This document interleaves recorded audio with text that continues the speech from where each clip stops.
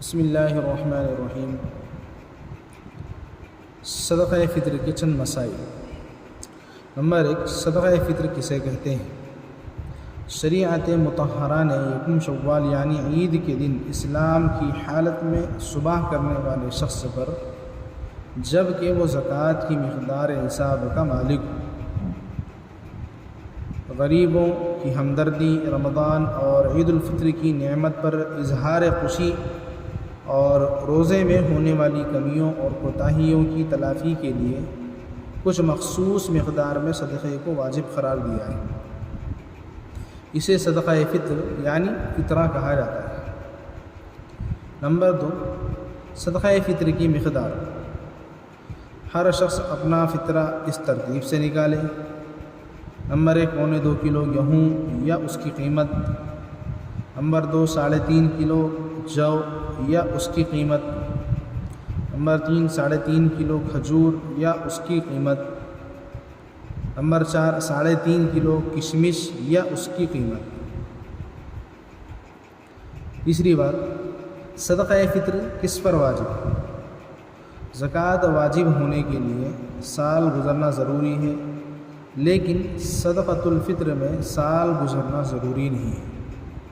بس عید کے دن صبح صادق سے پہلے تک جس شخص کے پاس 87 گرام یا اس سے زیادہ سونا ہو، 612 گرام یا اس سے زیادہ چاندی ہو، چاندی کے نصاب 612 گرام یا اس سے زیادہ کی مقدار میں جمع شدہ رقم ہو، یعنی جاری سال، یعنی کہ جو سال چل رہا ہو، 1445 ہجری 2024 اپریل کے مہینے میں 48,000 روپے ہو احتیاط، تھوڑا سونا اور تھوڑی چاندی ہو جس کی قیمت چاندی کے نصاب 612 گرام کو پہنچے، یعنی چالو سال جو سال چل رہا ہے 1445 ہجری 2024 اپریل کے مہینے میں 48,000 روپے احتیاط ہے۔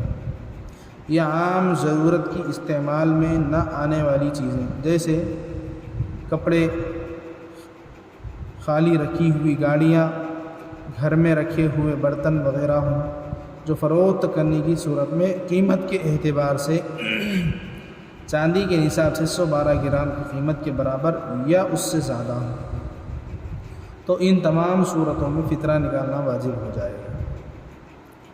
ایک اہم نوٹ، اگر کسی شخص کے پاس فطرے کا نصاب نہ پایا جائے، یعنی شرعی اعتبار سے اس پر فطرہ نکالنا واجب اور ضروری نہیں ہے، لیکن وہ بظاہر کھاتے پیتے گھرانے سے ہو تو واجب نہ ہونے کے باوجود ایسے گھر والے بھی فطرہ ادا کر دیں تو بہت عمدہ اور اجر و ثواب والی بات ہوگی۔ نمبر 4، کیا روزہ نہ رکھنے والے بھی فطرہ نکالیں گے؟ بہت سے لوگ سمجھتے ہیں کہ فطرہ انہی کو نکالنا چاہیے جنہوں نے رمضان المبارک کے روزے رکھے ہیں، اور روزہ نہ رکھنے والوں کو فطرہ نکالنے کی ضرورت نہیں ہے۔ حالانکہ یہ بات غلط ہے۔ صحیح یہ ہے کہ عید کی صبح صادق سے پہلے جس شخص کے پاس بھی فطرے کا نصاب پایا جائے اس پر فطرہ نکالنا واجب ہے، چاہے اس نے رمضان مبارک کے روزے رکھے ہو یا نہ رکھے ہو۔ نمبر 5، نابالغ اولاد کی طرف سے فطرہ دینا۔ صدقۃ الفطر جسے عام لوگ فطرہ کہتے ہیں، صاحب نصاب باپ پر اپنی طرف سے اور اپنی نابالغ اولاد کی طرف سے بھی نکالنا واجب ہوتا ہے۔ نمبر 6، بالغ اولاد، بیوی اور والدین کی طرف سے فطرہ نکالنے کا حکم۔ ہر بالغ شخص شریعت کے احکام کا خود ہی مکلف ہوتا ہے، اس پر تمام احکام اس کے ذاتی حالات کے اعتبار سے لگتے ہیں، اس لیے بیوی کی طرف سے شوہر پر، بالغ اولاد کی طرف سے باپ پر یا والدین کی طرف سے اولاد پر فطرہ نکالنا ضروری نہیں ہے۔ اگر وہ صاحب نصاب ہو تو اپنا فطرہ خود نکال لیں، اور اگر ان کی اجازت یا اطلاع سے کوئی ایک ہی شخص سب کی طرف سے فطرہ نکال دے تب بھی جائز ہے۔ نمبر 7، حمل کی طرف سے فطرہ نکالنا۔ اگر کوئی عورت حاملہ ہو تو تو اس کے پیٹ میں موجود بچے کی طرف سے فطرہ نکالنے کی صورت نہیں ہے، کیونکہ دنیا میں آنے سے پہلے اس سے کوئی بھی حکم متعلق نہیں ہوتا۔ نمبر 8، اگر عید کے دن صبح صادق سے پہلے بچہ پیدا ہوا تو کیا ہوگا؟ اگر کسی کو عید کے دن صبح صادق سے پہلے بچہ پیدا ہو اور باپ صاحب نصاب بھی ہو تو اس کی طرف سے بھی فطرہ نکالنا باپ پر واجب ہوگا، کیونکہ وہ بھی نابالغ اولاد میں شامل ہے، اور نابالغ اولاد کی طرف سے بھی فطرہ نکالنا واجب ہوتا ہے۔ ہاں، اگر صبح صادق کے بعد پیدا ہو تو فطرہ نکالنا ضروری نہیں ہے، یعنی اگر نہ نکالے تو گناہ گار نہیں ہوگا، تاہم اگر اس کی طرف سے بھی نکال دے تو ثواب کی بات ہے۔ نمبر 9، فطرہ کب نکالنا چاہیے؟ صدقہ فطر عید کے دن صبح صادق کے بعد عید کی نماز سے پہلے نکالنا بہتر اور مستحب ہے، اور اگر کسی وجہ سے نہیں نکال پایا تو عید کے بعد بھی نکالنے سے ادا ہو جائے گا، البتہ واجب ہونے کے باوجود جان بوجھ کر یا لاپرواہی کی وجہ سے فطرہ نہ نکالے تو گناہ گار ہوگا۔ نمبر 10، رمضان ہی میں فطرہ نکال دینے کا حکم۔ اگر کوئی شخص عید کے دن سے پہلے رمضان ہی میں کسی بھی وقت میں اپنا اور اپنے گھر والوں کا فطرہ ادا کر دے تب بھی فطرہ ادا ہو جائے گا۔ بعض صحابہ کرام رضی اللہ عنہم اجمعین سے عید سے 1 یا 2 دن پہلے ہی فطرہ ادا کر دینا بھی منقول ہے۔ نمبر 11، فطرے میں کس قیمت کا اعتبار ہے؟ ہر شخص اپنی زندگی کے عام حالات میں جس قیمت کا گیہوں یا آٹا استعمال کرتا ہے اس قیمت کے لحاظ سے فطرہ ادا کرے، اور اگر خود ہی حساب کرنا یا اندازہ لگانا مشکل ہو تو اپنے شہر کے دینی اداروں یا اہل علم حضرات کی جانب سے طے کردہ قیمتوں کے اعتبار سے فطرہ ادا کر دیا جائے۔ نمبر 12، فطرے کی رقم کس کو دی جائے؟ جن لوگوں کو زکوٰۃ کی رقم دینا جائز ہے فطرہ بھی انہی لوگوں کو دیا جائے گا، اور جن کو زکوٰۃ دینا جائز نہیں ہے ان کو فطرہ بھی نہیں دیا جائے گا۔ نیز زکوٰۃ کی طرح فطرے کی رقم بھی تنخواہوں میں مسجدوں اور مدرسوں کی تعمیرات وغیرہ میں دینا جائز نہیں ہے۔ نمبر 13، کیا مدرسے میں فطرے کی رقم دینا جائز ہے؟ دینی مدرسوں میں ہمیشہ مستحق طلبہ موجود رہتے ہیں، اس لیے دینی مدرسوں میں طلبہ کے نام پر زکوٰۃ، فطرہ، عطیہ اور ایصال ثواب وغیرہ ہر طرح کی رقم دینا جائز ہے، لیکن فطرے کے بارے میں حدیث میں 2 فائدے بتائے گئے ہیں۔